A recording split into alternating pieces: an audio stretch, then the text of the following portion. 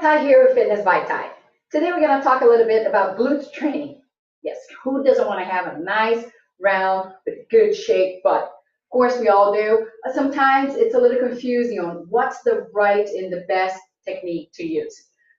First, I think it's important to clarify. If you're trying to burn fat around your butt, there are protocols for that you can cycle your training based on your hormones, and if you need to focus more in burning fat around your legs and your glutes, you want to make sure that you also combine good nutrition with it. We're going to be talking about the muscle work, how to work the muscles in your glutes.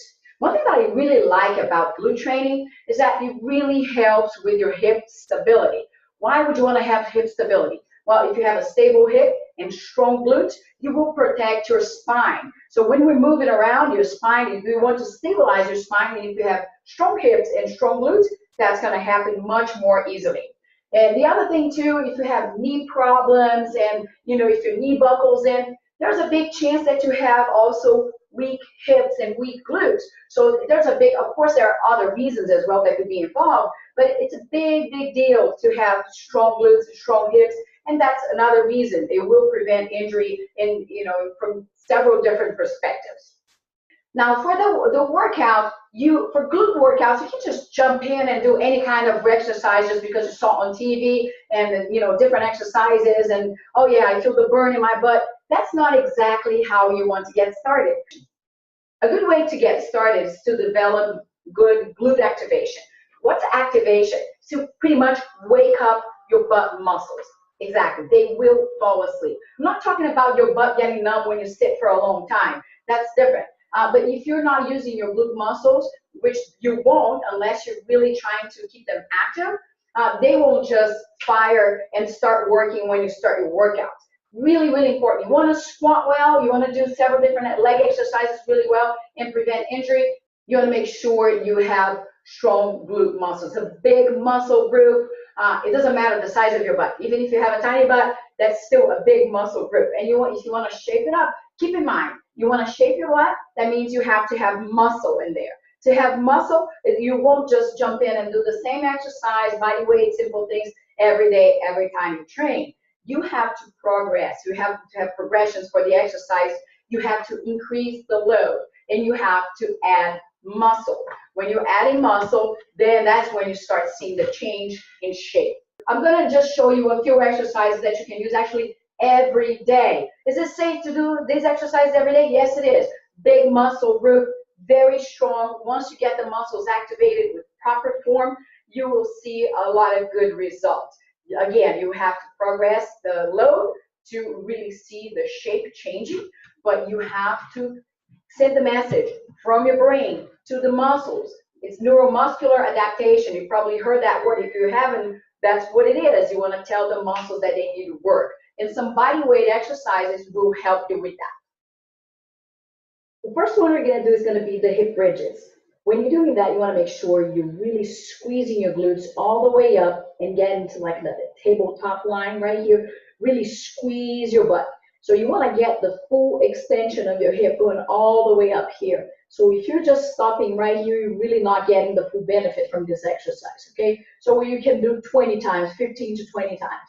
So going straight up, big squeeze, and coming back down, big squeeze, coming back down, all the way up.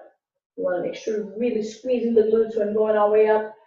Squeeze all the way up. Again, you can do 15 to 20 times. If you can handle more, that's fine. Do more. You can go up to 30. That should be fine.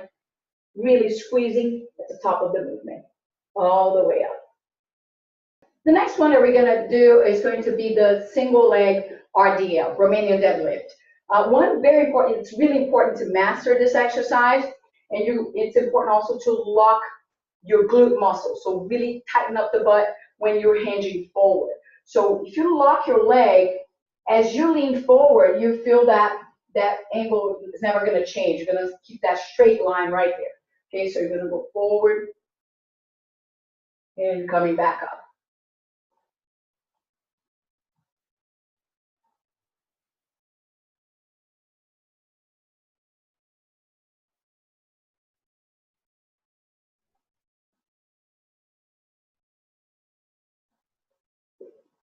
You're gonna do 15 to 20 repetitions on each leg. So do one side, and just switch to the other side. Find your balance, and then go forward. Remember to really squeeze the butt when you're doing that movement. Coming back up.